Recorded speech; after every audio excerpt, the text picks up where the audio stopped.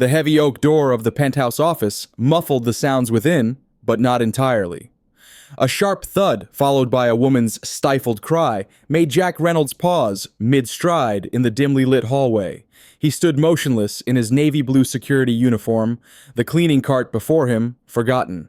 Every muscle in his body tensed as he fixed his gaze on the door. The muted sounds of struggle continued from within. Jack was just a security guard now, a ghost paid to patrol the empty corridors of Harper Enterprises after hours, invisible, forgettable, just as he had carefully designed his life to be for the past 5 years. The badge on his chest read security, but it revealed nothing of the man who wore it. Nothing of the warrior who had spent 18 years as a Navy SEAL. Nothing of the medic who had saved countless lives in combat zones across the globe. Nothing of the husband who had lost his wife to cancer 3 years ago. His hand moved instinctively toward his hip, where a sidearm should have been. He caught himself. Here in this gleaming tower of glass and steel, he carried only a flashlight and a radio. The sounds grew louder, a crash, glass breaking, a whimper that could only belong to a child. Before Jack could decide his next move, the massive door cracked open just enough for a small figure to slip through. A little girl, no older than 7, stumbled into the hallway chest, heaving with silent sobs. Her blonde hair was disheveled, her pink dress rumpled. She spotted Jack, standing there a shadow with a security badge, and froze. Then she ran, not away from him as he expected, but toward him. She didn't scream. Her terror was too profound for that. She grabbed the fabric of his uniform pants with 2 small, trembling hands, looked up at him with wide, desperate eyes, and delivered the words that would end his quiet life forever. "They're killing my mom. Please help her." The words hit Jack with the force of a shock wave, shattering the quiet discipline of his carefully constructed new life. In that instant, 5 years of practiced invisibility evaporated. The security guard was gone. The SEAL was back. "Stay behind me." He set his voice a low, steady rumble that cut through the child's fear. He didn't wait for an answer. He guided her behind his cart and pushed the penthouse door inward. The scene inside was a collision of luxury and brutality. Sprawled across the vast office that overlooked the glittering city skyline, 4 large men in dark suits were cornering a woman. Catherine Harper. Jack recognized her from the corporate photos in the lobby. CEO of Harper Enterprises, a rising star in the business world, a woman who had built an empire from the ground up. She was on her feet, but barely. A nasty cut bled freely above her eye, and her lip was split. Her elegant business suit was torn at the shoulder. She fought with the ferocity of a cornered lioness, her movements sharp and defiant, but she was exhausted, and her attackers were closing in with professional precision. One of them held a thin black cord. Jack moved without sound. The first man closest to the door never saw him coming. Jack's hand shot out, grabbing the man's wrist and twisting it in a way nature never intended. A sharp snap echoed in the room as the man's arm broke. Jack used the man's own momentum to spin him around, creating a human shield between himself and the others, then drove him face first into the wall. The attacker crumpled to the thick, expensive carpet without a sound. The other 3 turned eyes wide with shock. A security guard. Their momentary confusion was all the opening Jack needed. He surged forward, a blur of motion. The second man swung a clumsy, powerful punch. Jack sidestepped it effortlessly, his hand chopping down on the man's collarbone. The bone gave way with a sickening crack, and the man went down, howling in pain. The third attacker was more cautious. He pulled a small, weighted blackjack from his jacket. Too slow. Jack closed the distance, his foot sweeping the man's legs from under him. As he fell, Jack delivered a precise, calculated strike to the side of his neck. The man's eyes rolled back, and he was unconscious before he hit the ground. The last man, clearly the leader, backed away, his face a mixture of disbelief and fury. He reached inside his jacket, but Jack was already on him. He grabbed the man's arm, preventing the draw, and slammed his palm up under the man's nose. The cartilage crunched. The man staggered back, eyes watering, disoriented. Jack followed, hooking his leg behind the man's and driving him backward over a low-slung leather sofa. The man's head hit the marble floor with a dull, final thud. Silence descended upon the room, broken only by the ragged sound of Catherine Harper's breathing. She stared at Jack, her one good eye wide with astonishment, before her knees finally buckled. Jack caught her before she hit the floor. his combat training shifting seamlessly from offense to triage. He swept her into his arms and carried her to the sofa, laying her down gently. The combat medic took over, now his hands moving with practiced calm. "My daughter," Catherine rasped, her voice barely audible. "She's safe," Jack said, his tone reassuring but firm. His fingers went to her neck, checking her pulse. It was thready too fast. He tilted her head back gently, ensuring her airway was clear. Her pupils were unequal, a clear sign of a concussion.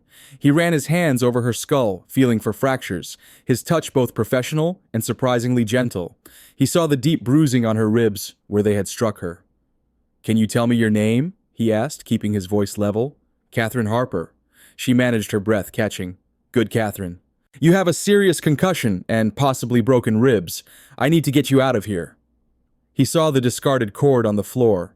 He recognized the heavy, methodical nature of the bruises. This wasn't a robbery. It was a professional targeted hit.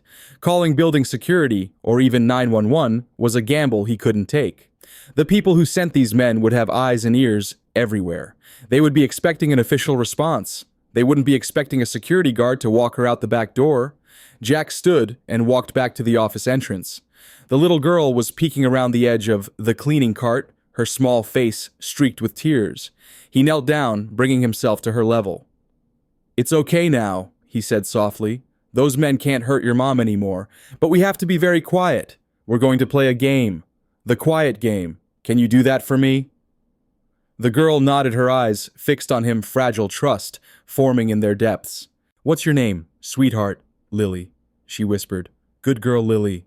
I'm Jack. I'm going to take care of you and your mom."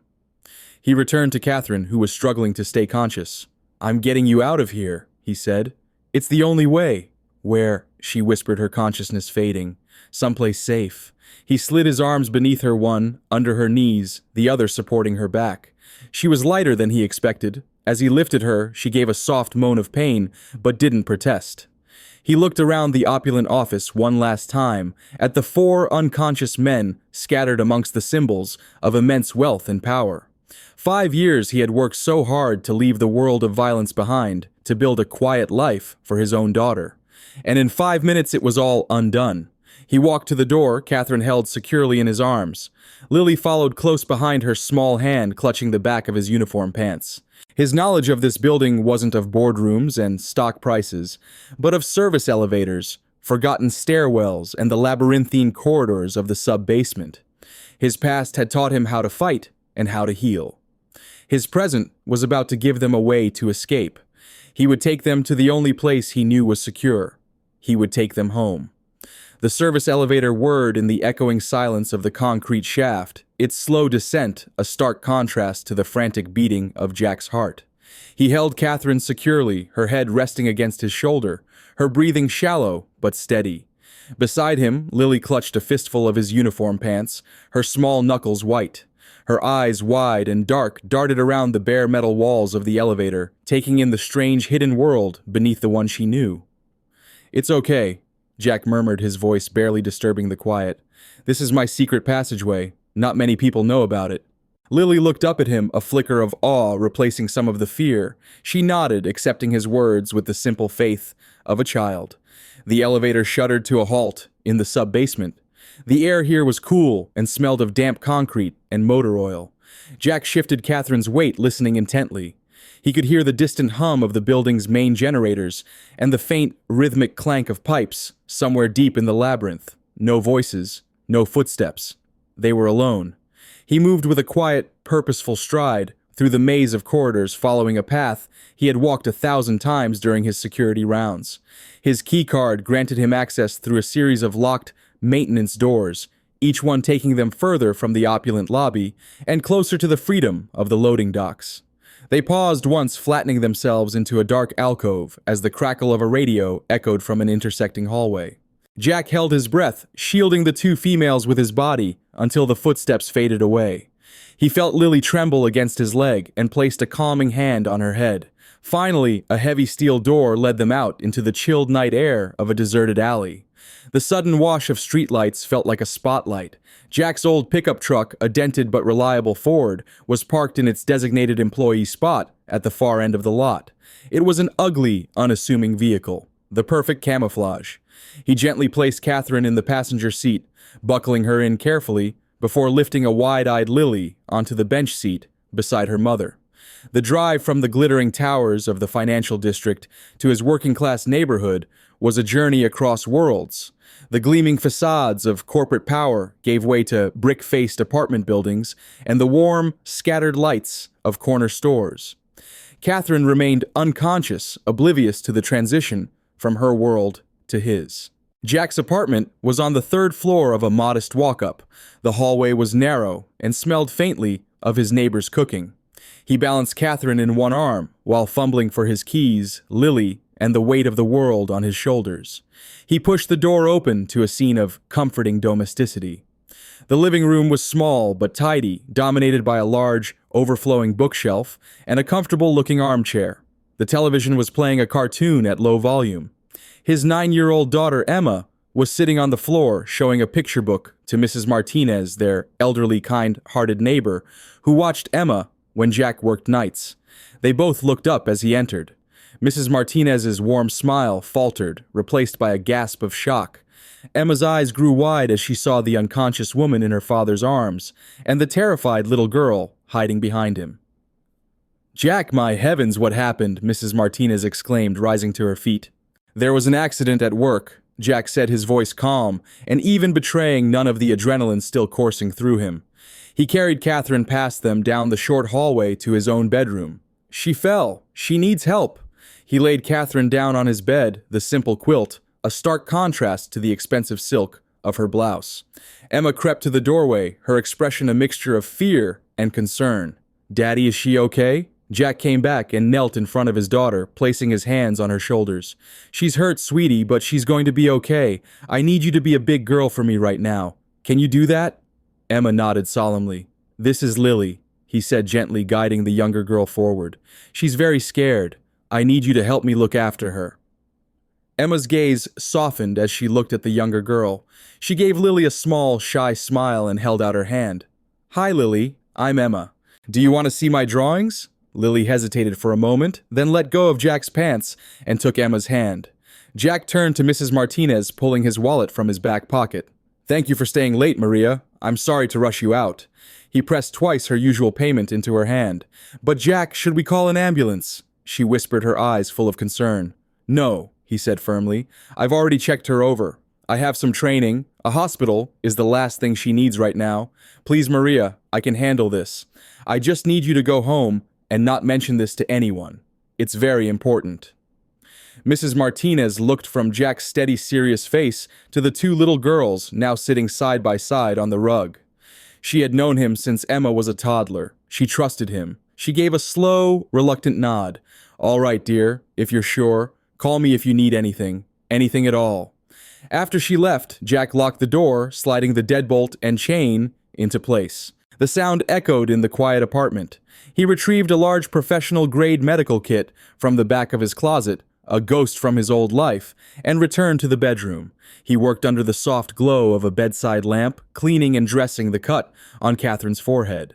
He checked her ribs, relieved to find them bruised, not broken. The concussion was his main concern. He carefully monitored her breathing and pulse, his focus absolute. He was so absorbed in his work that he didn't notice Catherine's eyelids flutter open. Her vision was blurry, swimming in and out of focus. She saw the unfamiliar pattern of a ceiling, the soft, yellow light.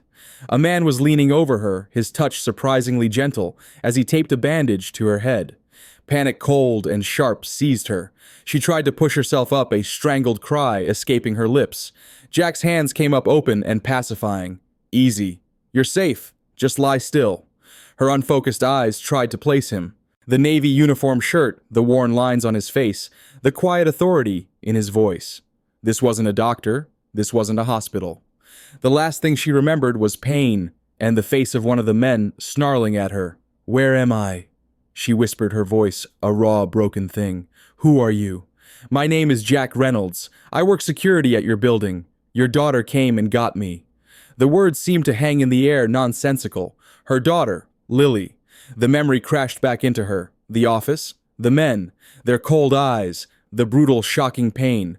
Lily's scream. "Lily, She gasped, her heart seizing. "Where is my daughter? Is she all right?" "She's right here. She's safe," Jack assured her. He turned his head toward the doorway. "Emma, can you bring Lily in here for a minute?" A moment later, two small figures appeared in the doorway. Emma, a girl with her father's serious eyes, stood slightly in front, holding Lily's hand. Lily herself looked small and lost in the unfamiliar hallway, but she was unharmed. Her eyes lit up when she saw her mother was awake. "Mommy!" She rushed to the bedside. "Oh, baby!" Catherine breathed tears of relief, blurring her already hazy vision. She reached out her hand, trembling, and brushed Lily's hair back from her forehead.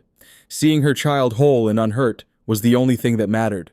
It was an anchor in the swirling chaos of her mind. It was the first thing that made her believe she might actually be safe.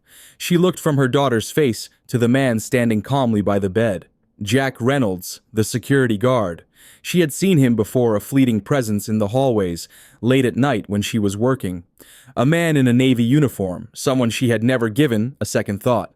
Now the memory of him moving through her office, a silent, brutally efficient force of nature, clashed with the image of the quiet father in this humble apartment. "You saved us," she said, the realization dawning. "I did what anyone would have done." He deflected his gaze steady. "No," she said, her voice gaining a sliver of its usual strength. "They don't." She looked down at her bandaged hands, at the dull ache spreading through her body. "Why didn't you call the police?" "An ambulance. Because the men who attacked you weren't common criminals," Jack said, simply, his voice low so the children wouldn't overhear. "They were professionals. People like that don't work for someone who can't control the aftermath. Calling 911 would have been like sending up a flare. They'd have known exactly where you were. This way you just vanished." The cold, calculated logic of his words settled over her. He was right. Whoever had sent them would be monitoring official channels. They would be expecting a frantic call, a police report, a hospital admission. They would not be expecting her to disappear into the night with a security guard. The thought was both terrifying and brilliant. For the first time since waking up, Catherine truly looked at her surroundings. She saw the worn but clean furniture, the neatly stacked books, the faint smell of soap and cinnamon that seemed to cling to the air. She saw the way his daughter Emma sat with Lily on the floor, showing her a doll with quiet, gentle patience. This was a home, a sanctuary. "I need to make a call," she said, the CEO in her reasserting itself. "My head of security, my lawyer." "Your phone was smashed in the attack," Jack interrupted gently, "and even if it wasn't using it, would be the first thing they'd track. You have to assume they can access your call logs, your location, everything. For now you're a ghost. It's the only thing keeping you and your daughter safe." The feeling of utter helplessness was foreign to her, and she hated it. Her entire life was built on control, on having the resources and power to solve any problem. Now she had nothing. She was injured, trapped in a stranger's apartment, her life and her child's life dependent on the very man she would have overlooked yesterday. He seemed to read the conflict on her face. He left the room and returned a moment later with a glass of water and 2 pills. "For the pain," he said, placing them on the bedside table. "You have a severe concussion, Catherine, and badly bruised ribs. You need to rest." The sound of her first name from his lips felt strangely intimate, yet his tone was nothing but professional. He was a medic tending to a patient. She watched his hands as he adjusted the pillow behind her back. They were strong, calloused, but his movements were deft and sure. There was a confidence in him, a stillness she had only ever seen in the most disciplined and powerful men. But his power wasn't loud or boastful. It was a quiet, unshakable core. She lay back, the exhaustion washing over her in waves. Her mind raced, trying to piece together the events. The argument on the phone, the sudden violent entry of the men, their cold, determined faces. They weren't there to rob her. They were there for her. And there was only one person in the world with the resources and utter ruthlessness to order an attack like that. One person who had been trying to control her for months, whose proposals had become more like threats with each refusal. Victor Blackstone. She whispered the name, tasting like poison on her tongue. Jack, who had been quietly watching her from the doorway, gave a single slow nod. The name clearly meant nothing to him, but the look on her face told him everything he needed to know. She had just identified the monster in the dark. "He won't stop," Catherine said, a new wave of fear washing over her. "He's not just going to let me disappear. He will hunt me down." "Let him hunt," Jack said, his voice a low, steady anchor in her storm. "He's looking for a CEO. He won't think to look for her in a security guard's apartment." Catherine awoke to the unfamiliar smell of coffee and frying bacon. For a disoriented moment, she thought she was in a hotel, a comforting delusion that shattered as soon as she tried to move. A chorus of aches answered, reminding her of everything. She wasn't in a hotel. She was in a security guard's apartment, a fugitive in her own city. She pushed herself up slowly, her head pounding a dull, rhythmic beat. The navy uniform shirt she'd seen on Jack last night was draped over a chair, and a clean folded t-shirt and a pair of gray sweatpants were left at the foot of the bed. They were worn but soft, a quiet offering of comfort. After changing, she followed the sounds of quiet activity into the living room. The scene that greeted her was one of surreal domesticity. Jack stood at the small stove in the adjoining kitchen, flipping pancakes with an easy, practiced motion. At the small dining table, Emma was patiently showing Lily how to draw a horse, her brow furrowed in concentration. Lily, for her part, was completely absorbed, a small, genuine smile gracing her lips for the first time since the ordeal began. The morning sunlight streamed through the single large window, illuminating the dust motes dancing in the air and casting a warm glow over the entire scene. "Good morning," Jack said, not turning around. He had heard her approach. Of course he had. The man seemed to notice everything. "There's coffee and breakfast will be ready in a minute." She murmured her thanks, feeling like an intruder.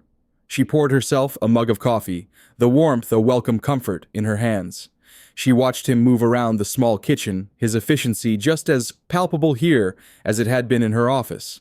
He was a man comfortable in his own skin, in his own space. He brought a plate of pancakes to the table for her. "How are you feeling?" "Like I was hit by a truck," she answered honestly, "but better." Her eyes drifted to the girls. "She seems okay." "Kids are resilient," Jack said, sitting down across from her, "and Emma is a good big sister." A comfortable silence settled between them as they ate. It was Catherine who finally broke it, the question burning in her mind. "You said you had some training. That wasn't some training, Jack. What you did last night, who are you?" Jack took a slow sip of his coffee, his gaze distant for a moment. "A long time ago, I was a Navy SEAL, 18 years. I served as a combat medic. I spent most of my career in places most people only see on the news." The confession landed with a quiet thud, yet it explained everything. The calm under fire, the tactical precision, the medical knowledge. "What happened? Why are you—" She trailed off, not wanting to sound insulting. "My wife Sarah, she got sick," he said, his eyes flicking to a photo on the shelf. "Cancer. I came home, spent every last minute I could with her. After she passed, the old job didn't make sense anymore. Emma needed a father, not a ghost who called once a month from halfway around the world.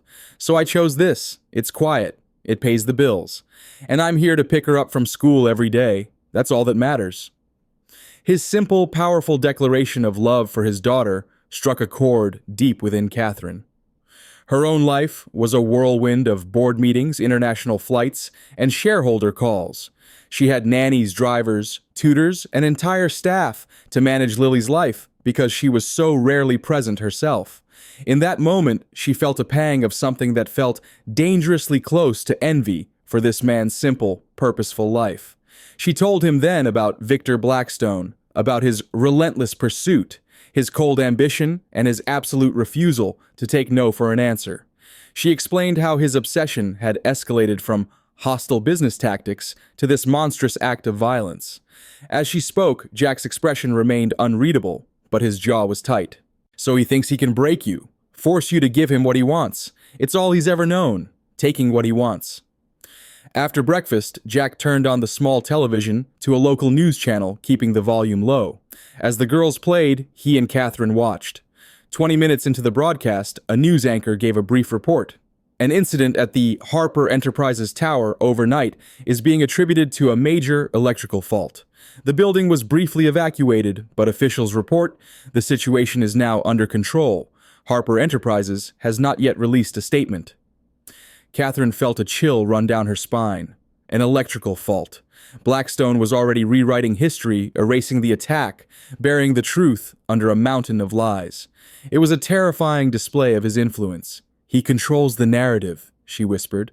"He's making it so what happened to me never even happened." As if on cue, the landline phone on the wall jangled a harsh, intrusive sound in the quiet apartment. Jack's body went still. He looked at the phone, then at Catherine. He hadn't used that line in months. He picked up the receiver, his eyes watchful. "Hello?" There was a brief pause on the other end, just long enough to be unnerving. Then a smooth, cold voice spoke. "Is a Mr. Henderson there?" "No," Jack replied, his voice level. "You have the wrong number." "My apologies," the voice said, and the line went dead. Jack slowly placed the receiver back in its cradle. He didn't need to explain. Catherine understood. It was a probing call, a test. They had his name from the employee files. They had his address. And now they had his number. They were casting their net. He walked to the window, peering cautiously through a slit in the blinds. Across the street, a black sedan was parked. It wasn't flashy, but it was out of place in his neighborhood of aging family cars and work vans. Two men sat inside, their faces obscured, but their purpose was unmistakable. They were watching. Jack stepped back from the window. The quiet calm in his demeanor was replaced by a hardened focus. The sanctuary was breached. Their time here was over. "They found us," Catherine stated, her voice trembling slightly. "They found the security guard," Jack corrected, his voice dangerously quiet. "They have no idea who they're dealing with." He looked at their daughters playing peacefully on the floor, completely unaware of the wolves circling outside. "Pack a bag. We're leaving." There was no time for debate, no room for fear. Jack moved with an urgency that was both terrifying and deeply reassuring. "Emma, pack your school bag, your favorite book, your drawing pad, and your warmest sweater. Nothing else," he commanded gently. He then turned to Catherine. "There's a small duffel bag in my closet. Put anything you can find for you and Lily in it. 5 minutes." While they scrambled to follow his orders, Jack worked. He took a cheap prepaid burner phone from a drawer, a relic of a past he never truly shed, and dialed a local pizza place. He ordered 2 large pepperoni pizzas to his address, giving his apartment number clearly, and asking for the driver to call him from the lobby. A simple, classic diversion. The men in the sedan would be watching the front entrance, waiting for a delivery boy, expecting the ordinary. They would never be looking at the rusty fire escape at the back of the building. From a locked footlocker under his bed, he pulled a tightly packed canvas bag, his go bag. It was heavy with essentials he hadn't needed in 5 years, but had never discarded. Cash, a multi-tool, a high-powered flashlight, a water purification kit, and a far more comprehensive medical kit than the one he kept in the closet. The sight of it was like seeing a ghost. "Time to go," he said, his voice low. The apartment's back window led to the fire escape. It overlooked a dingy alleyway filled with overflowing dumpsters. It was a 3-story drop down a series of narrow, rickety metal stairs. Lily whimpered at the sight of it, her small hands clutching Catherine's leg. "I can't," she whispered, shaking her head. Catherine knelt, her own fear masked by a sudden, fierce maternal calm. "Yes, you can, sweetie. It's a game, a secret mission. We have to be spies and not let the bad guys see us." Jack was already out on the platform, his footing sure on the groaning metal. He turned and held his arms out for Lily. "I've got you," he said, his voice a steady promise. "I will not let you fall." After a moment of hesitation, Lily let her mother guide her into Jack's strong arms. He held her securely against his chest and started down, moving with a fluid, practiced grace. Catherine handed him the duffel bag and then helped Emma, who was trying her best to be brave, through the window. Catherine was last, her movements clumsy from her injuries, her heart pounding with a mixture of pain and adrenaline. When her foot slipped on a patch of wet metal, Jack's hand was instantly there, his grip like iron on her arm, steadying her. For a heartbeat, their eyes met in the dim light of the alley, a shared moment of fear-trust and reliance. They reached the bottom just as they heard the pizza delivery guy buzzing the front door of the building, a perfect distraction. Jack led them through a maze of back alleys he knew as well as the hallways of Catherine's tower. Each turn took them further from the watched street, deeper into the city's anonymous arteries. They boarded a city bus, 4 quiet shadows amidst the morning commuters, and rode it 10 stops before getting off and melting into another neighborhood. An hour later, they stood before a locked, graffiti-covered garage. Jack keyed in a code, and the door rumbled open, revealing not a car, but a dusty, powerful-looking SUV with tinted windows. "It's not ideal," Jack said, anticipating Catherine's question, "but it's not registered to me, and it's the last thing they'll be looking for." Emma surprisingly beamed. Is this the secret car you told me about, Daddy? The drive was tense and quiet. Jack drove the SUV with practiced precision, constantly checking the mirrors for any sign of pursuit. Catherine sat beside him, her mind racing with the implications of what was happening.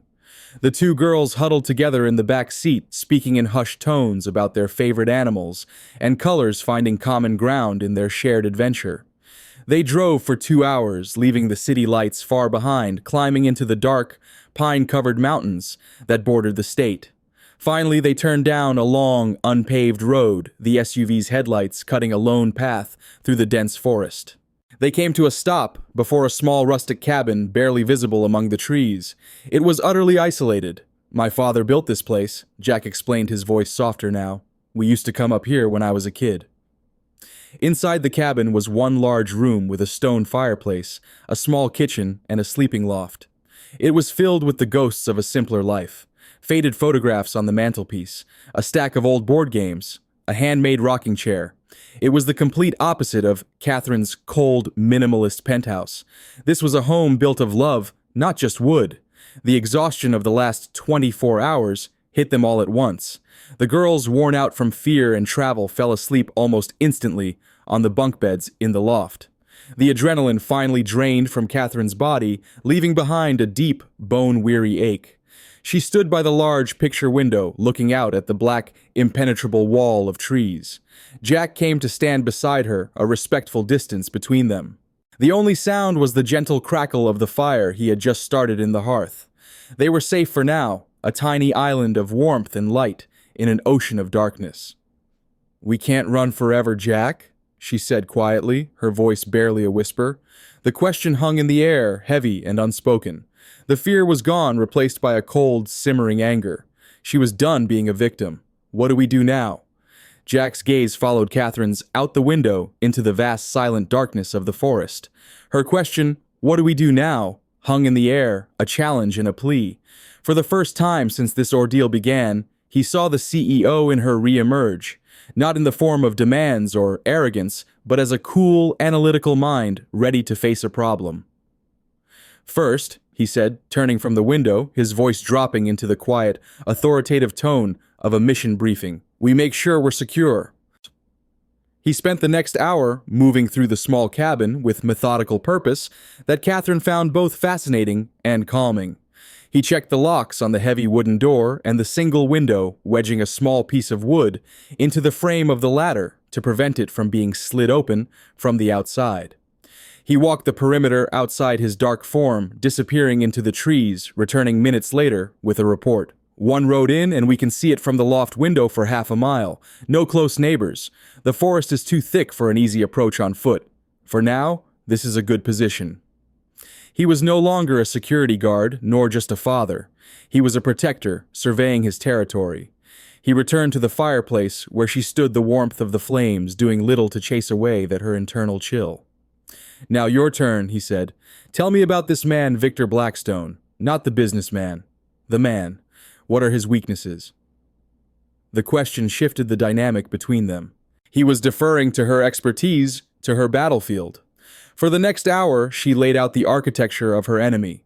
Victor Blackstone was 55, brilliant, ambitious, and utterly amoral.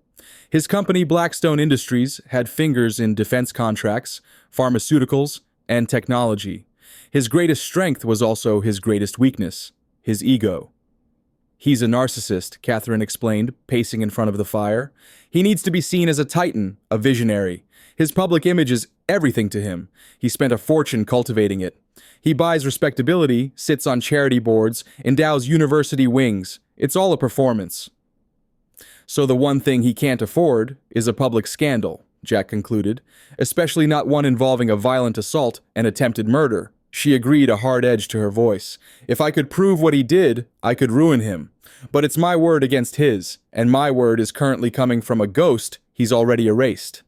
20 miles away, in a penthouse that made Catherine's look modest, Victor Blackstone stood at a floor-to-ceiling window, swirling amber liquid in a crystal glass. At 55, he cut an imposing figure, tall, silver-haired, with the lean physique of a man who paid others to maintain his body. His tailored suit cost more than Jack earned in 3 months. Behind him, a man in a dark suit stood rigidly at attention, afraid to speak first. Finally, Blackstone turned, his aristocratic features arranged in a mask of controlled fury. "Let me understand this clearly," he said, his voice dangerously soft. "4 of your men, hand-picked professionals, were incapacitated by a security guard, and now Catherine Harper has vanished. We tracked the guard to his apartment, sir," the man replied, sweat beading on his forehead. "Name's Jack Reynolds, former military, we think. By the time we positioned surveillance, he'd already fled with the woman and her daughter."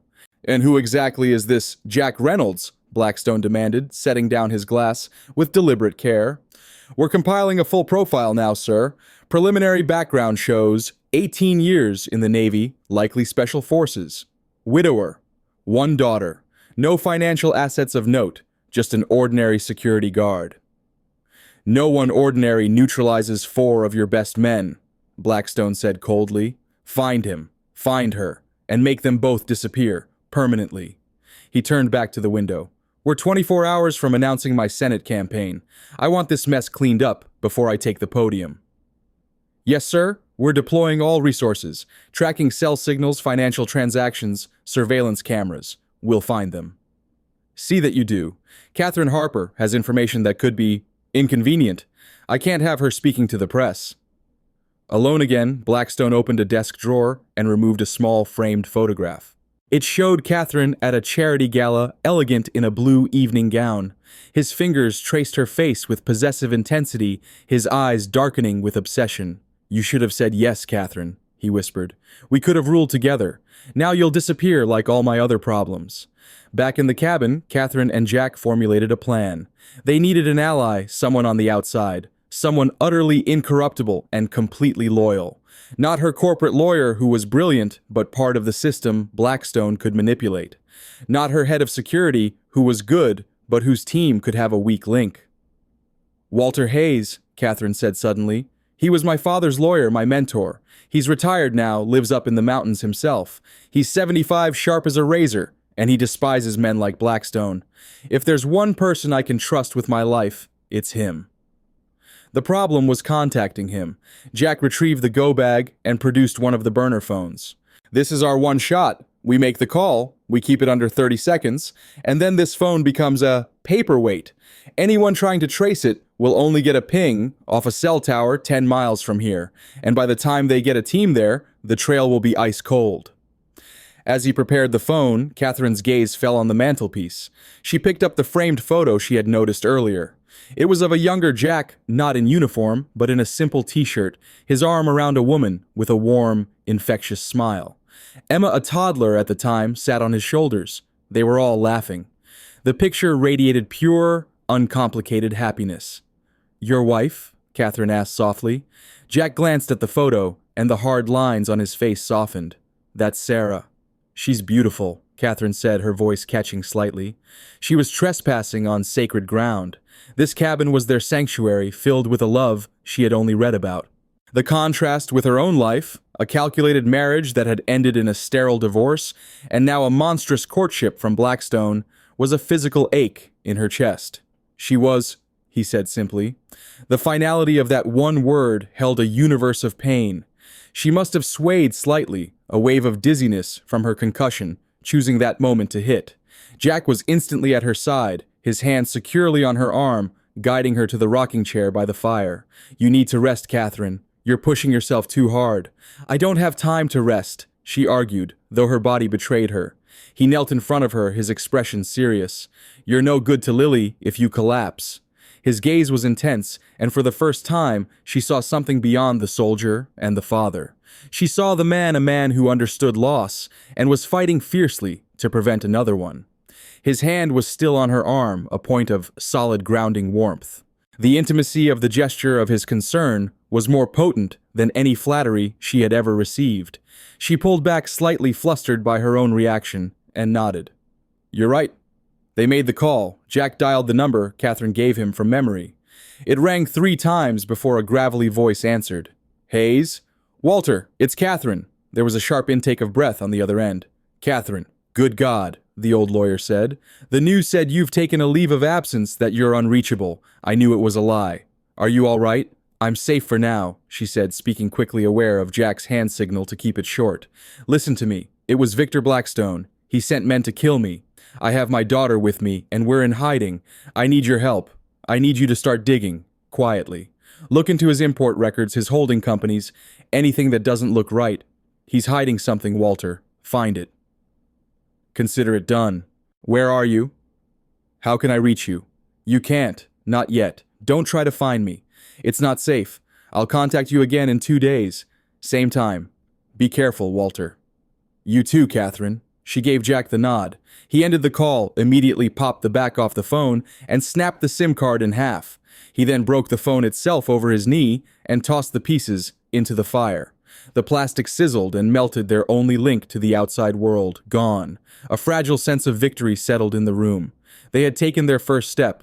They had started to fight back. Catherine looked at Jack, the firelight flickering across his resolute face. Thank you, she said, the words carrying a weight far beyond simple gratitude. He simply nodded, his eyes on the fire. But as the last of the phone disappeared into the flames, a low, rhythmic sound began to break the silence of the forest. Faint at first, then growing steadily louder. Thump, thump, thump, thump. Jack was on his feet in an instant, his body tense, his gaze snapping toward the window. The sound was unmistakable. It was the sound of a helicopter flying low and fast, sweeping through the mountains, and it was heading their way. The low, rhythmic thumping of the helicopter blades grew from a distant pulse to a deafening roar that seemed to shake the very logs of the cabin. Hope died in an instant, replaced by the cold, metallic taste of fear. "Kill the fire!" Jack snapped, his voice a blade cutting through the noise. He grabbed a bucket of water from the hearth meant for stray embers and upended it over the cheerful flames. The fire hissed violently, plunging the room into thick, acrid smoke and near total darkness. The only light now coming from the dying red embers. Catherine, get the girls. Keep them in the center of the room, away from the windows. Catherine didn't question him. She flew up the ladder to the loft where the terrifying noise had already awakened the children. Emma was sitting bolt upright, her eyes wide, while Lily was curled into a ball, whimpering. Catherine gathered them both her arms, a protective shield, and guided them down into the main room, her heart hammering against her ribs. "What's happening?" Emma whispered, her voice trembling. "It's a loud airplane, sweetie. It will be gone in a minute." Catherine lied, her voice miraculously steady. Jack was a shadow moving against the faint moonlight filtering through the windows. He pulled the heavy curtains shut, sealing them in almost complete blackness. The helicopter was nearly on top of them now, the thumping so loud it felt like a giant fist pounding on the roof. Then a brilliant white light cut through the night, a searchlight. It sliced through the treetops, turning the familiar forest into a stark alien landscape of black and white. Jack pulled them all down to the floor, covering the girls' heads with his own body. Catherine huddled beside them, her arm thrown over her daughter, her breath held tight in her chest. The beam swept past the cabin, momentarily illuminating a gap in the curtains and painting a blinding stripe of white across the floor before moving on. The sound was deafening, the vibrations rattling the dishes in the kitchen cabinets. They were being hunted from the sky. The power, the sheer audacity of it was terrifying. This was what Blackstone's wealth could buy. A private army, a helicopter, the ability to scour a mountain range in the dead of night as if looking for a lost pet. For what felt like an eternity, the helicopter circled its light, methodically sweeping the area. Catherine could feel Lily trembling uncontrollably beneath her. She squeezed her eyes shut, praying to a god she hadn't spoken to in years. She prayed for the light to stay away, for the sound to stop. She prayed for the quiet security guard who had become their only hope. Then, as slowly as it arrived, the sound began to recede. The thumping grew fainter, the light disappearing over the next ridge. They stayed on the floor, unmoving, until the helicopter was nothing more than a distant, fading pulse, finally swallowed by the silence of the forest. The quiet that returned was heavier, more menacing than before. "Are they gone?" Emma whispered from under her father's arm. Jack didn't move for a full minute, listening. Finally, he relaxed his body, though the tension never left his shoulders. "For now," he said. He rose and went to the window, peering through the smallest of gaps. The forest was dark and still once more. The phone call. Catherine breathed guilt, a physical weight. He traced the call. "Stop," Jack said, his voice firm but not unkind as he turned from the window. "We both knew it was a risk. It was a move we had to make. We just underestimated his resources." His tech team is better than I thought. He came and knelt before the girls, who were now clinging to Catherine. That was just the end of the game, he said softly. You both did great. You were very brave spies. His praise seemed to calm them, their trembling subsiding slightly. He looked at Catherine over their heads, his eyes communicating a clear message. The kids first. We panic later. Together, they got the girls settled back in the loft, tucked under a pile of heavy quilts. Jack sat with them for a few minutes, his deep, calm voice telling them a quiet story about a clever fox who outsmarted a pack of wolves. Catherine watched him from the foot of the ladder, her heart aching with a complex mix of gratitude, fear, and burgeoning admiration that was becoming harder and harder to ignore. He wasn't just their protector, he was their anchor. When he was sure they were asleep, he came back down. The dying embers of the fire cast long, dancing shadows around the room. I was so scared, Catherine admitted, her voice barely audible. Not for me. When that light came through the window, all I could think about was Lily. I know, he said, his voice laced with deep, weary understanding. It's the only thing that matters. He looked toward the loft where his own daughter slept. It's the only thing that's ever mattered. In the shared, vulnerable silence, the space between them seemed to shrink. They were no longer a CEO and a security guard. They were two parents trapped in the same nightmare, bound by the same fierce, primal need to protect their children. We have to move, she said, stating the obvious. We can't stay here. No, he agreed. That helicopter was a scout, a hunter flushing out its prey. The ground team will be next. They'll wait until dawn maybe to make their approach. A fragile, temporary relief washed over her. They had a few hours. So we leave now? She asked. In the dark, Jack was about to answer when his head snapped toward the window again. His body went rigid. He held up a hand, silencing her. He had heard something. She strained her ears, hearing nothing but the wind in the pines, and then she heard it too. It wasn't the sound of a helicopter. It was the crunch of tires on the gravel of the long, unpaved road, a low, rumbling engine growing steadily closer. He moved to the window, his form melting into the shadows. He peered through the curtain for a long, tense moment before stepping back, his face grim, carved from stone in the faint moonlight. It's too late, he said, his voice a low, dangerous whisper. They're not waiting for dawn. He looked at her, and his eyes were the eyes of the SEAL she'd seen in her office, a man preparing for a fight he had never wanted but would not run from. They're here! The finality in Jack's voice was absolute. There was no escape. The fight had come to them. Catherine the loft. Now, he commanded, his voice a low whisper that somehow cut through the rising panic in the room. Take the girls, get in the far corner, and stay down. Do not make a sound. As Catherine scrambled to obey, hurrying the two terrified children up the ladder, Jack moved with chilling efficiency. He slid the heaviest piece of furniture in the cabin, a solid oak chest, in front of the door, barricading it. He wasn't just blocking the entrance, he was creating a choke point. He moved to the stone fireplace, reaching deep into the chimney flue. His fingers found a loose stone, and he pulled it free. From the dark cavity behind it, he withdrew a long canvas-wrapped object. He laid it on the floor and unrolled the canvas to reveal a vintage bolt-action hunting rifle and a small box of cartridges. It was his father's, oiled and maintained with a muscle memory that had never left him. It wasn't the M4 he was trained on, but it was a weapon. It was an answer. He chambered around, the click-clack of the bolt echoing with terrifying loudness in the silent cabin. Outside, two vehicles crunched to a stop. Headlights sliced through the window curtains, sweeping across the room before the engines and lights were cut, plunging them back into darkness. Doors opened and closed. Muted voices carried on the night air. They were surrounding the house.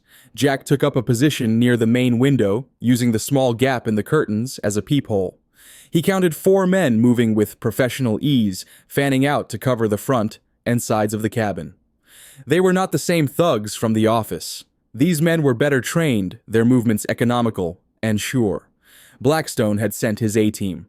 From the loft, Catherine watched her arms wrapped around the 2 girls who were huddled between her and the wall.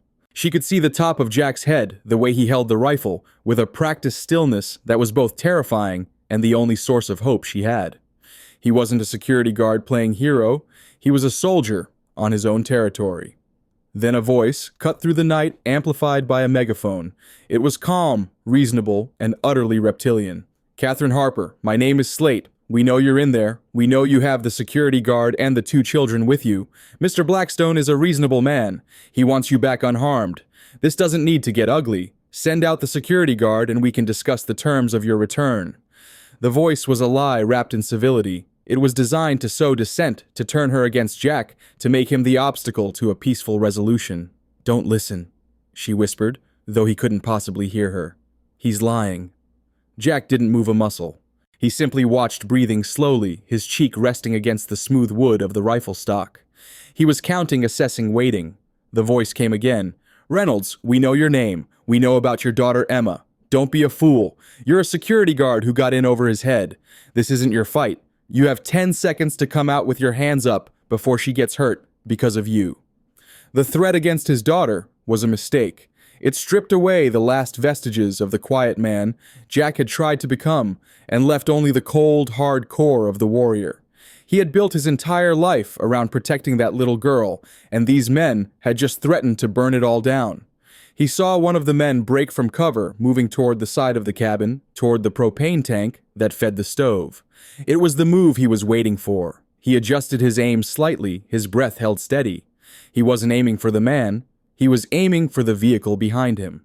He exhaled slowly and squeezed the trigger. The rifle's report was a deafening cannon blast inside the cabin.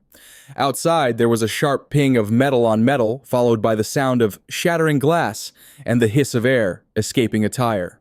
The man who had been moving dove for cover, cursing. The message was delivered. There would be no negotiation. This was not a rescue. It was a siege. And the man inside was not a security guard. A tense, ringing silence followed the gunshot. From the loft, Catherine peered down. Jack hadn't moved. He was reloading the rifle, his movements fluid and economical. He ejected the spent cartridge and slid a new one home. He looked up, his eyes meeting hers in the dim light. In that shared glance, an entire conversation passed. I'm here. I'm not running. Protect the children. She gave him a single firm nod. We're ready. They were a unit bound by the desperate fight for their families. The men outside were silent for a long time. They knew they were facing someone with skills, someone who wouldn't be intimidated. Their approach would have to change. Jack's gaze swept the room, his eyes adjusting to the dark. He was thinking, planning his next move, when a new smell, faint at first, reached him. It was a sharp chemical odor cutting through the scent of pine and wood smoke. He moved to the front door, sniffing at the crack at the bottom. The smell was stronger there, acrid and unmistakable. Gasoline. He looked back up at Catherine, the grim realization dawning on both of them at the same time. They weren't being offered a deal. They were being given a death sentence. A new voice, the same cold one from the phone, drifted through the night. No megaphone this time, just a conversational yell. Last chance, Reynolds. Come out, or we burn you out. The acrid smell of gasoline was the smell of a closing trap. There was no way out. Not through the door, not through the window. For a split second, Catherine felt paralyzing despair. They were going to die here in this beautiful, haunted cabin because of her. But Jack didn't deal in despair. He dealt in solutions. His eyes darted around the room, not looking for an escape, but for an opening the enemy hadn't considered. His gaze landed on the large, circular bearskin rug in the center of the room. The cellar? He hissed, his voice tight with urgency. He kicked the rug aside, revealing a thick, recessed iron ring set into the floorboards. He hooked his fingers through it and heaved. A square section of the floor lifted up with a groan of old wood, revealing a black gaping hole, and a steep wooden ladder descending into darkness. It smelled of damp earth and cold stone. Go, he ordered, pointing at Catherine. Take the girls. There's an old storm hatch at the far end. It comes up behind the woodpile. Go now. Just as he spoke, a shattering crash came from the main window. A glass bottle filled with flaming liquid, a Molotov cocktail, flew through the air and smashed against the stone fireplace. Flames erupted, licking instantly up the dry wooden walls.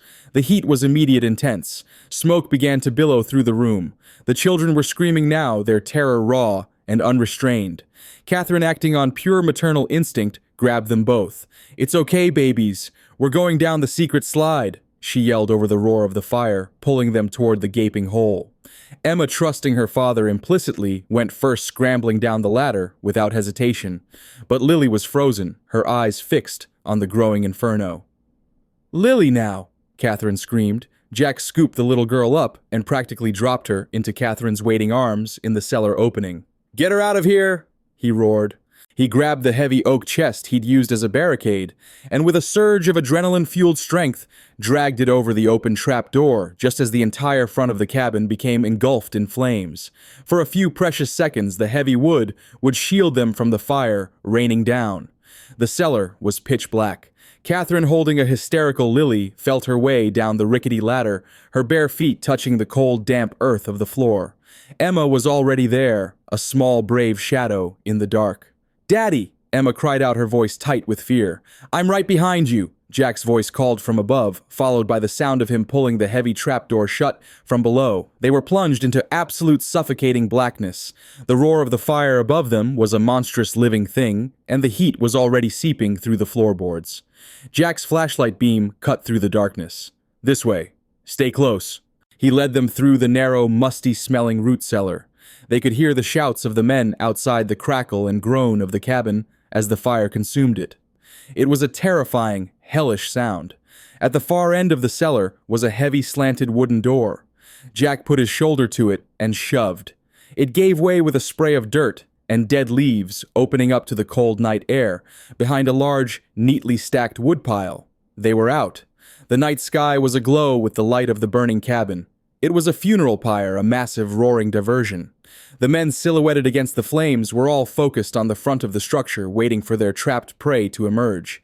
They had no idea their targets were already gone, melting into the darkness of the forest behind them. Jack didn't pause. "We move now," he whispered, pulling Catherine to her feet. "Don't look back. Just follow me." And so began their desperate trek through the wilderness. Jack took the lead, carrying the exhausted Lily, who had cried herself into a fitful sleep. Catherine held tight to Emma's hand, her bruised ribs screaming with every step, her lungs burning from the smoke. They moved in silence, Jack navigating the treacherous terrain with an instinct that seemed almost supernatural in the darkness. He was part of this wilderness, a shadow moving through shadows. An hour later, they collapsed in a deep, moss-lined ravine, shielded from sight. The glow from the fire was a distant dying ember in the sky. They were alone, surrounded by the immense, indifferent silence of the mountains. Catherine's body gave out. The strength that had carried her this far evaporated, and she began to shake, deep, uncontrollable tremors of shock and exhaustion. "We're not going to make it," she sobbed, the words torn from her. "They'll find us. We're out here with nothing." Jack slid down the ravine wall beside her. He took off his thick canvas jacket and wrapped it around her shoulders. He didn't offer empty platitudes or false hope. "Yes, we are," he said, his voice raw but unwavering. He gently took her hand, his calloused fingers lacing through hers. "I've been in worse places than this, Catherine. I've been colder, more tired, and had people actively shooting at me. We are going to make it. I've got you. I've got all of you." She looked at him, at his exhausted but resolute face, illuminated by the faint moonlight. The lines of class and circumstance that had separated them had been burned away in the fire, leaving only this. Two people, two families bound together. In his eyes, she saw not just a soldier's promise, but a man's vow. Her shaking began to subside, replaced by a fragile, budding warmth that had nothing to do with his jacket. She squeezed his hand, a silent answer. "I trust you." They rested for only a few more minutes. The mountain air was growing colder, a damp chill that promised rain. As Jack gently roused Lily to continue their journey, the little girl let out a small, dry cough. Then another. Catherine's heart froze. She pressed her hand to Lily's forehead. It was warm, too warm. The smoke, the cold, the terror, it had all been too much for her small body. They had escaped the fire and the gunmen, but now, alone in the vast, unforgiving wilderness, they faced a new and even more relentless enemy. Lily was getting sick, and their desperate race for survival had just become a race against time. The race against the mountain was a brutal, desperate marathon. Every step was a battle. Lily's coughing grew worse, a wet, ragged sound that tore at Catherine's soul. Jack, carrying the child against his chest, moved with relentless momentum. His years of SEAL training were the only thing keeping them going as he navigated by stars and terrain, a human compass pointing toward their last desperate hope. Catherine followed her own pain, reduced to a distant roar. She held Emma's hand, her grip a lifeline. The 9-year-old never complained, her small legs pumping to keep up her faith in her father, absolute. In the darkness, Catherine saw not a child, but a mirror of Jack's resilience, quiet determination in the face of overwhelming odds. Just when Catherine thought she couldn't take another step, that her lungs would burst from the cold, thin air, Jack stopped. Through the trees, a dark, angular shape stood against the slightly less dark sky. A small one-room structure with a crooked radio antenna reaching up like a skeletal finger against the stars. "The old ranger outpost," Jack said, his voice hoarse from the frigid air. "We're here." The door was swollen shut, but Jack's shoulder thrown against it with the last of his strength forced it open with a crack of splintering wood. The air inside was stale and freezing, the smell of dust and disuse, but it was shelter. "Fire!" Jack gasped, his first priority. While Catherine settled the girls on a dusty cot, bundling them in the last of their dry clothes, he worked on the old wood stove. Using his knife, he shaved tinder from a dry log left inside. With a spark from his multi-tool, he coaxed a tiny flame to life. The small victory felt monumental. As the fragile warmth began to push back the oppressive cold, Jack turned his attention to Lily. He used the last of the supplies from his go bag, a small medical kit that was a miniature marvel of efficiency. He administered a child's dose of aspirin to fight the fever and used an inhaler to help open her airways equipment he carried for Emma's seasonal allergies. "It's smoke inhalation and the onset of pneumonia," he said grimly, his voice low so only Catherine could hear. "I can keep her stable for a few hours, but she needs a real doctor. She needs a hospital." Their only hope was the radio. It was an ancient military surplus machine powered by a hand-cranked generator. While Catherine held the flashlight, Jack worked on the corroded terminals, his fingers surprisingly nimble for a man of his size. For 20 agonizing minutes, the only sound was his quiet cursing and the scratch of metal on metal. Then a crackle of static broke the silence. "Got it," he whispered. He handed the microphone to Catherine. "Walter Hayes? No one else?" Her voice trembling but clear-cut through the static. "This is Catherine Harper, connecting to Walter Hayes." 3 tense seconds passed before an older man's voice replied. "Catherine, good God, where are you?" She poured out the entire story, her words a torrent of information. The attack at her office, their escape to Jack's apartment, the cabin, the fire, their location at the abandoned outpost. She gave Walter the authority to act, to unleash the legal and media storm she knew he was capable of. "You have the files?" Walter asked, his voice sharp with urgency. "Yes," Catherine replied. "The encryption algorithms and the transaction records. Everything's on the flash drive in Lily's locket, the one my father gave her." Jack's eyebrows rose slightly. He hadn't known that the little girl had been carrying such crucial evidence all along. "He tried to kill me, Walter," Catherine finished, her voice breaking with fury and exhaustion. "He tried to kill my daughter, burn it all down. Everything he has, burn it to the ground." The line was silent for a long moment, and then her mentor's voice came back no longer gravelly, but cold as steel. "With pleasure. Stay where you are. Help is coming." After the call, there was nothing left to do but wait. Exhausted beyond measure, they huddled together by the growing warmth of the stove. Jack wrapped his arm around Catherine, pulling her and the 2 sleeping girls closer. She leaned her head against his shoulder, the hard muscle, a comfort, a reality, in a world gone mad. The soldier, the CEO, the security guard, all of it fell away. They were just 2 people keeping their family warm in the dark. Sunrise found Victor Blackstone in his private gym, sweating through his morning routine on a treadmill that cost more than most people's cars. His personal trainer stood nearby, offering encouragement that Blackstone barely heard. His mind was elsewhere, focused on the upcoming press conference where he would announce his Senate campaign, the first step toward the White House. A knock at the door interrupted his thoughts. His head of security, Slate, entered, his expression grim. Blackstone hit the stop button and stepped off the treadmill, grabbing a towel. "Tell me you found them," he said, not bothering with pleasantries. "Sir, we lost the team at the cabin. All 4 men. Blackstone froze mid-wipe. "What do you mean, lost?" The fire spread faster than expected. They were trying to secure the perimeter when the propane tank exploded. No survivors. And Harper, "No bodies recovered yet. The local fire department is still containing the blaze. Blackstone threw the towel against the wall. How does a security guard outmaneuver 8 professional operatives in 2 separate encounters? Sir, our background check on Reynolds was incomplete. Slate pulled out a tablet and brought up a file. He wasn't just Navy. He was SEAL Team 6, 18 years multiple combat deployments, specialized in hostage extraction and covert operations, expert medic, 3 silver stars, 2 purple hearts. He paused. He's not a security guard who got lucky. He's a ghost who's been hiding in plain sight. Blackstone paced, processing this new information. Double the bounty. 5 million. I want them found before they can talk to anyone. As Slate left to implement the orders, Blackstone's phone rang. His campaign manager's name flashed on the screen. Edward, I'm rather busy at the moment. Turn on Channel 7. Edward's voice was tight with barely controlled panic. Now! Blackstone grabbed the remote and switched on the gym's wall-mounted television. The screen showed a distinguished elderly man in a tailored suit, standing on the steps of the federal building surrounded by reporters. Walter Hayes, Catherine's mentor, and one of the most respected legal minds in the country. That old bastard, Blackstone hissed. Hayes' voice was powerful despite his age, each word precise and damning. My client, Catherine Harper, CEO of Harper Enterprises, has disappeared under suspicious circumstances following what appears to be an orchestrated attack.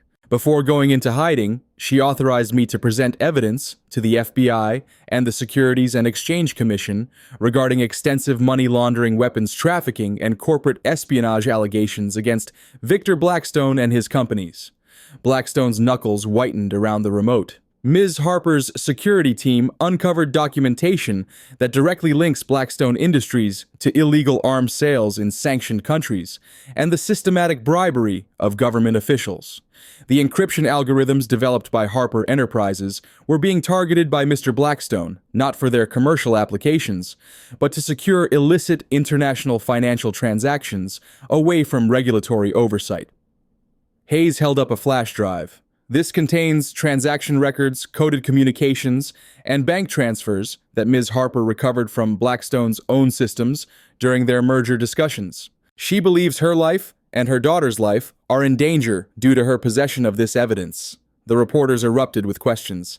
Hayes held up a hand for silence. The FBI has opened an official investigation. Agents are executing search warrants at Blackstone Industries headquarters as I speak.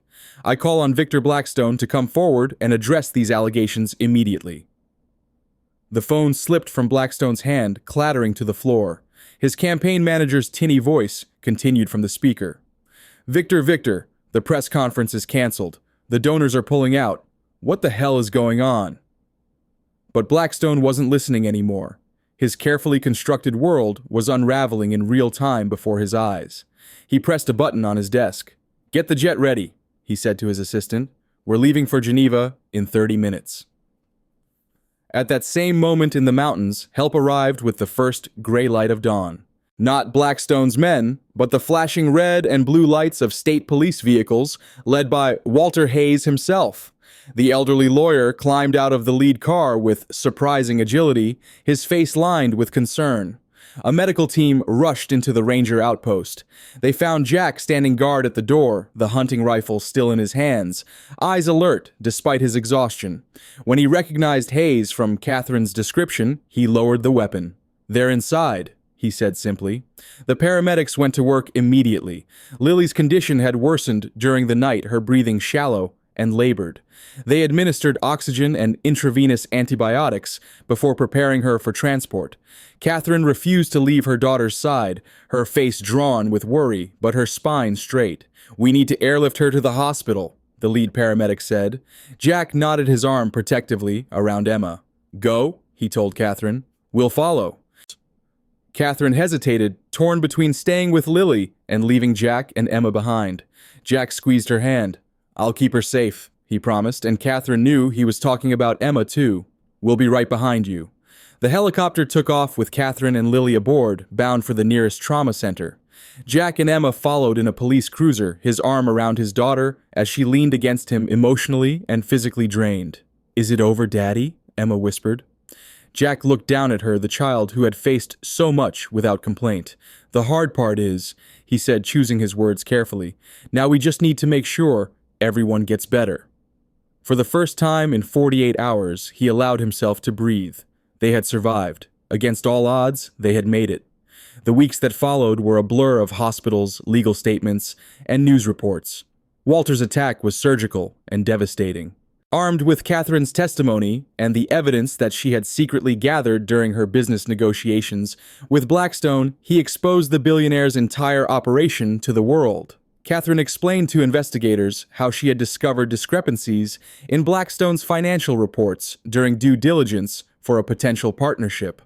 Her cybersecurity team had followed the trail and uncovered a complex web of shell companies and encrypted communications that led back to arms deals in conflict zones and sanctioned countries.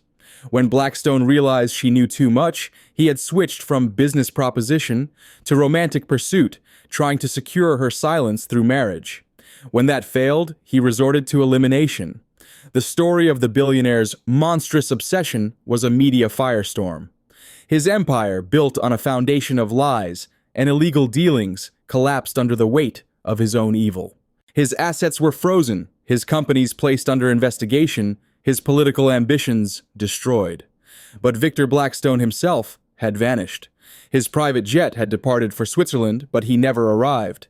International law enforcement agencies issued alerts, but the man who had once controlled billions had gone to ground, using his vast resources to disappear.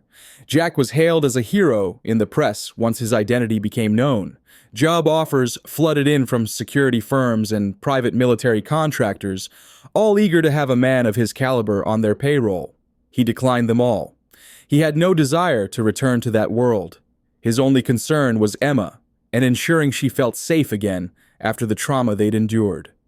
The attack had brought something unexpected into their lives, however, a connection neither Jack nor Catherine had anticipated. During Lily's hospital stay, Emma had refused to leave her new friend's side. The two girls had formed an unbreakable bond forged in fire and fear. They were inseparable, Emma taking on the role of protective older sister with solemn determination. And between the adults, something equally unexpected had developed. They had seen each other at their most vulnerable and their most courageous. They had fought side by side. They had shared a trust that went beyond words.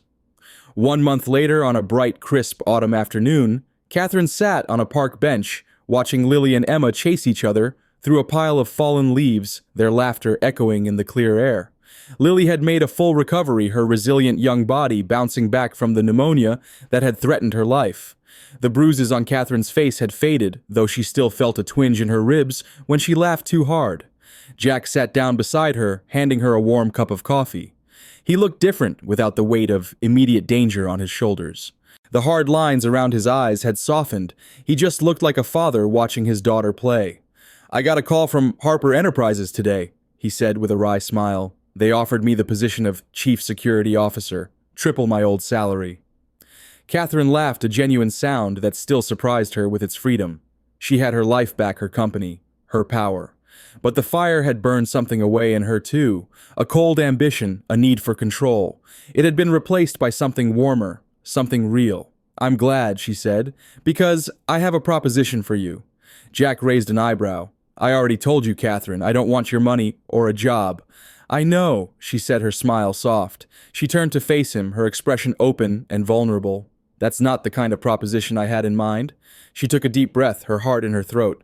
"For years I've built an empire. I've merged companies, acquired assets. It's what I do. But I've been doing it all wrong." She took his hand, the same calloused hand that had pulled her from the fire, that had held her steady in the dark. "This isn't a business deal, Jack. It's a merger, a full partnership. 2 single-parent households, a combined total of 2 very awesome little girls, and 2 people who found each other in the middle of a nightmare." She took another breath, her voice dropping to a whisper. "Marry me." Jack stared at her, truly shocked for the first time since she'd met him. He looked at her earnest, hopeful face, then over at their 2 daughters, who were now holding hands, a perfect tiny picture of their new blended family. A slow smile spread across his face, reaching his eyes. "Catherine Harper," he said, his voice full of a warmth she had only dreamed of. "A full partnership is the only deal I'd ever be willing to accept." He squeezed her hand, and together they watched their children play, the sounds of their laughter, the only thing that mattered. They had walked through fire, But on the other side, in the most unexpected way, they had finally found their way home. 3,000 miles away, in a luxury resort hidden deep in the mountains of an unnamed country, Victor Blackstone sat on the terrace of his private villa. His appearance had changed, hair dyed and cut short, a beard covering his once clean-shaven face, subtle cosmetic surgery altering the shape of his nose and jawline. The man the world knew as Victor Blackstone technically no longer existed. He sipped his scotch, watching the sunset paint the mountains gold. A tablet lay on the table beside him, open to a news article about Catherine Harper's upcoming wedding to former Navy SEAL Jack Reynolds. The couple looked radiant, their children beside them all smiles and hope for the future. Victor's hand tightened around the glass until his knuckles turned white. The empire he'd spent decades building was gone. His reputation was in tatters. His grand political ambitions had crumbled to dust, and it was all because of her. Because she'd said no, because she'd thought she could destroy him. A man in a dark suit approached, standing at a respectful distance. "Sir, the new identities and accounts are in place. The team you requested has been assembled." "And the other matter?" Victor asked, not looking away from the tablet. "We've located a property half a mile from their new home. Surveillance is in place." Victor nodded, a thin smile spreading across his face. "Good. We'll give them their wedding. Let them think they've won. Let them build their perfect little life together." He drained his glass. "And then we'll take it all away." "Shall I make the preparations to return to the States?" the man asked. "Not yet," Victor said. "Patience is a virtue after all. We have time." He traced a finger over the image of Catherine's face. "And revenge is a dish best served cold." 6 months later, on a perfect spring day, Catherine stood in the garden of her country home, surrounded by flowers and those she loved. She had sold her penthouse, unable to return to the scene of the attack. The new place was smaller, but warmer, filled with light and laughter. She watched as Emma helped Lily adjust the flower crown in her hair. Both girls wore matching blue dresses, their excitement palpable. "Is it time yet?" Lily asked for the dozenth time. "Almost, sweetheart," Catherine replied, her heart full to bursting. Walter Hayes approached, looking distinguished in his suit, a rare smile on his weathered face. "The guests are seated. The groom is waiting. Are you ready?" Catherine took one last look at her reflection in the garden pond. The woman who stared back was changed stronger, more at peace than she had ever been. "I've been ready since the moment I woke up in his apartment," she said. Walter offered his arm, stepping in to fill the role her father would have played. Together they walked toward the small gathering of friends and family assembled on the lawn. At the makeshift altar stood Jack, his usually serious face transformed by a smile that took her breath away. He wore a simple, dark suit, nothing like the Navy security uniform she had first seen him in. As she reached him, he took her hands in his touch as steady and sure as it had been in the darkest moments of their ordeal. "I never thought I'd have a second chance," he whispered for her ears only. "Neither did I," she replied, squeezing his hands. "But here we are." The ceremony was brief and heartfelt. When the minister pronounced them husband and wife, Emma and Lily erupted in cheers before anyone else could applaud. Jack lifted both girls into his arms, including them in the first embrace of their new family. Later, as the reception wound down and the stars began to appear in the evening sky, Jack and Catherine slipped away to the edge of the garden. In the distance, they could see the mountains where they had fought for their lives. "Do you ever think about him?" she asked quietly. "Blackstone, do you think he's really gone?" Jack's arm tightened around her waist. "I think a man like that doesn't just disappear, but I also think he'd be a fool to come after us again." "Why's that?" she asked, looking up at him. "Because now he wouldn't just be facing a security guard who got lucky," Jack said, his voice low and serious. "He'd be facing a man with everything to lose, and there's nothing more dangerous." Catherine nodded her head against his shoulder. "I still wake up sometimes thinking I hear helicopter blades." "I know," he said gently. "I've seen you. But that's normal. What we went through, it leaves marks. Not all scars are visible." His fingers traced the faint line above her eyebrow where the cut had healed. "But they fade, and they remind us of what we survived." They watched as Emma and Lily danced together on the lawn, their shadows long in the setting sun. "I was dead inside before that night," Jack admitted, "going through the motions for Emma's sake, but not really living." "We saved each other," Catherine said, "and now we have the rest of our lives to be grateful for that." He turned her to face him, his hands gentle on her shoulders. The battle-hardened seal and the fiercely protective father were both visible in his eyes, along with something new. A peace, a joy that hadn't been there before. "I promised you once," he said, his voice deep with emotion, "that I would protect you and Lily to my last drop of blood. That promise hasn't changed. It never will." She reached up to touch his face, tracing the lines that experience had carved there. "I know, and I promise the same to you and Emma. We protect what's ours. Always." Their kiss was a seal on that promise, a commitment more binding than the vows they had just exchanged. Above them, the first stars of evening appeared, witnesses to a new beginning that had been forged in fire and tempered by love. From the lawn came the sound of children's laughter, Emma's voice calling for them to come back. Jack and Catherine walked in hand toward the light and music toward the future they had fought so hard to deserve. Across the street, in the darkened room of a recently purchased house, a camera lens tracked their movement, capturing every moment. The man behind the camera lowered it, making a note in a small black book. His phone buzzed with a text message from an unlisted number. Status update. He typed a quick response. Wedding complete. Normal activities resumed. Security systems in place, but minimal. They believe they're safe. The reply came seconds later. Continue surveillance. Phase 2 begins soon. The man closed his phone and raised his camera again, focusing on the happy family, celebrating their new beginning, oblivious to the storm gathering on the horizon. 3 years passed in relative peace. The Reynolds family settled into a rhythm of normalcy that had once seemed impossible. Jack established a security consulting business that allowed him to work primarily from home. Catherine continued to lead Harper Enterprises, but with a new philosophy that prioritized balance over expansion. The girls thrived in their blended family, sharing a room by choice, even though the house had plenty of space. On Lily's 10th birthday, they gathered around a cake adorned with candles. Emma, now 12, and growing more like her father every day, stood beside her sister as Lily closed her eyes tight, made her wish, and blew them all out in one determined breath. Their home rang with laughter and the chaotic joy of children's birthday parties. Friends from school, neighbors, and chosen family filled the rooms with chatter and warmth. In the midst of it all, Jack caught Catherine's eye across the kitchen and mouthed a silent, "I love you." She smiled back, her heart still skipping a beat at these small moments of connection.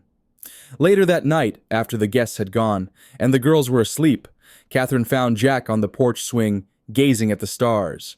She settled beside him, fitting perfectly into the space under his arm. "Happy?" he asked, his voice a low rumble in his chest. "More than I ever thought possible," she replied honestly. They sat in comfortable silence, the rhythm of the swing lulling them both into a peaceful state. Catherine marveled at how normal this felt now, this quiet domestic happiness that had once seemed so foreign to her driven corporate mindset. "Did I ever tell you?" Jack said, suddenly breaking the silence. "What went through my mind that first night when I saw you in that office fighting against those men?" Catherine shook her head, curious. "I thought, there's a woman who will never stop fighting for what she loves. I didn't know then that one day that would include me." Catherine leaned up to kiss him, a gesture that had become as natural as breathing. "Best merger I ever negotiated," she murmured against his lips. From inside the house came the soft sound of footsteps. Lily appeared in the doorway, her birthday crown still perched precariously on her head. "I can't sleep," she announced, climbing without invitation onto Jack's lap. He adjusted automatically, making room for her. "Birthday excitement?" Catherine asked, smoothing her daughter's hair. Lily nodded, then grew serious, her young face thoughtful in the porch light. "Dad," she said the word, still new enough on her lips to make Jack's heart clench. "I remembered something today, about the bad men." Jack and Catherine exchanged quick glances. They had been careful not to dwell on those events, allowing the girls to process and move forward. The nightmares had eventually faded for both children, replaced by the security of their new family.